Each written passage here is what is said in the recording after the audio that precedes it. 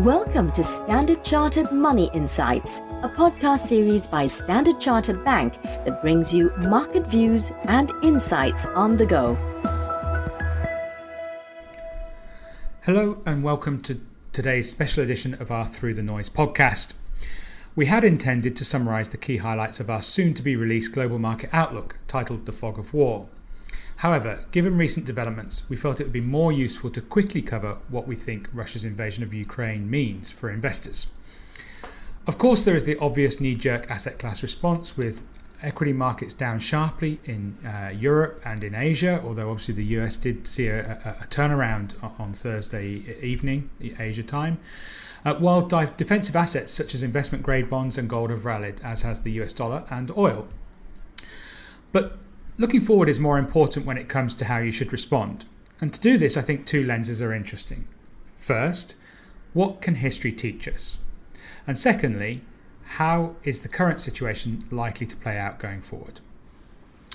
So as far as history is concerned, this is actually quite reassuring. So if we look at previous military conflict and other geopolitical events ranging from Iraq's invasion of Kuwait in 1990 to the 9/11 terrorist attacks in 2001, it shows us that financial market reactions to major geopolitical events have usually been short-lived. So while the market bottoming process can take several days or weeks, they often more than recover their losses over a 3 to 6 month time horizon, and obviously over a 6 to 12 month time horizon even more so.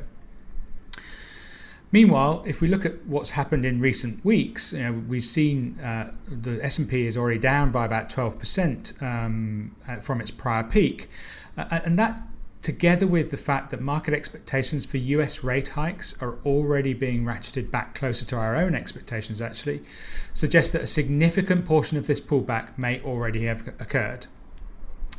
Now, on the second factor, in terms of how the situation might play out, we believe that Europe's reliance on Russian gas will constrain how aggressive the West can and will be. So we believe that, for instance, this makes sanctions on Russia's key source of income, the oil and gas industry, as well as military action. These probably are unlikely options going forward. This, of course, reduces the risks to Russia's approach and its aggressive approach towards Ukraine. But the US and Europe will hope that harsh sanctions elsewhere will put pressure on Russia to ratchet down its aggression. Naturally, the key risk to this outlook is that tensions continue to escalate, and constrained gas or oil supplies and soaring energy costs push Europe and potentially the rest of the world back into recession. Now, to us, this looks like a low probability event. However, for those worried about this risk, we've been arguing that you shouldn't sell down on your core portfolio, your foundation portfolio, as that's diversified and should be there held for the long run. But it does mean that you could add some gold, which has broken through key resistance again, and the yen, which is actually yet to materially rally. Adding that to a diversified foundation allocation probably makes some sense.